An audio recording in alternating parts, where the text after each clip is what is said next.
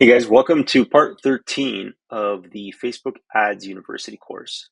In this section, I'm going to quickly show you some tips and tricks to optimize your Facebook ad campaign. We're going to show you some real life optimizations that we use with our clients that have proven to be successful. So first and foremost, you want to be looking at your campaign on a regular basis. It doesn't have to be every day, but I definitely recommend every other day. And you want to make sure that no one ad is spending more than the others, because sometimes one ad may pick up traction and then it may just start to spend, but it doesn't necessarily mean that it's providing results. So by coming in and checking our ads, we can filter from here, cost per result. I click it and I'm going to filter from most expensive to least expensive. Now, in this particular case, $15 is a very, very great price point. 7, obviously being the lowest price point that we can see here, is ideal. However, I would still leave this guy running, but this is to be determined by you. How much are you willing to pay for a lead? And if this starts to go above $30, regardless, I would turn that off. At that point, it's just too much.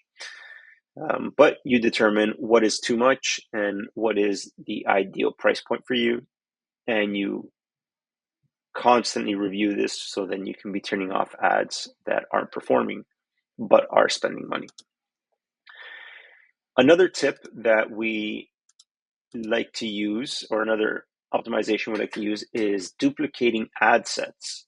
So we actually come in here, and if we see that an ad set has been performing, we duplicate it, and sometimes we'll even duplicate it 4 times and have a total of 5 ad sets running with the same creatives. So it's essentially one ad set duplicated 4 times, giving us a total of 5 ad sets. We run those simultaneously.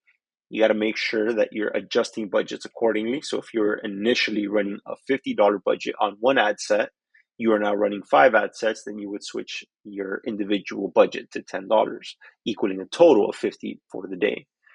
So this has proven to be successful, and we recommend doing this when starting your optimizations. A other great optimization when you're noticing that the leads are coming out of area would be to exclude certain areas. So from an ad set level, you come down to your audience, to locations, you would press edit. Now, where it says include search locations, you can see there's actually a drop down here, and you can select add exclusions. So let's use this client as an example. As you can see here, I am targeting Battle Creek, Michigan, with a total of a 50-mile radius. But if I know that, again, this is just an example, if I know that Albion is a, let's say, low income area, then I'm going to avoid this area. I'm going to avoid spending money in this area because I know that the chances of landing a job here are very low. So I've selected add exclusions, and I am now going to put Albion. And if Michigan, yeah, there is Michigan. So I selected it. Now, Albion seems fairly small. So if I know my surrounding area, I would, let's say this is a small town, 10 kilometers or 10 miles is sufficient. So as you can see here, I am still targeting the Battle Creek, Michigan area, but within that area, I have excluded a certain zone.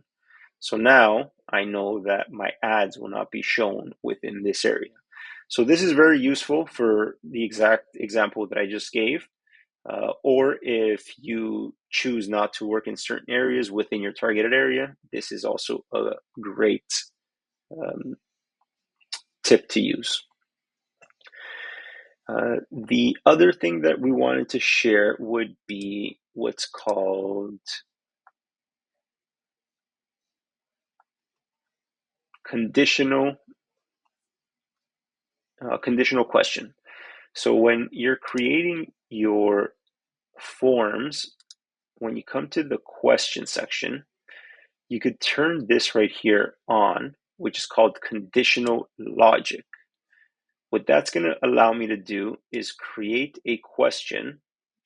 Let's say a question here. So, do you live within the Black Creek area? Now, if they press yes, the condition is going to be that they go to the next question. What is your timeline? If they select no, then I'm going to set a condition that closes the form. Now, the reason this is very helpful is because it allows you to further filter your prospects. The example I will give is we've had clients where we've targeted their area, we've excluded the areas that they do not want to work in, but yet Facebook will still generate leads from outside of their area. The reason that is because when you're targeting an area, Facebook gives you the option of selecting people who live in that area and frequently visit. So if you have commuters, for example, that are working in that area, but then they leave at the end of the day, they can be sitting at home miles away and still receive that ad simply because they are frequently in that area.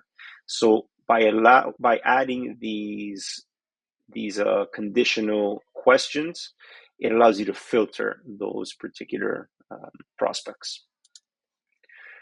All right, guys, so those are some of the tips that we use when optimizing our ads, and they've proven to be very helpful.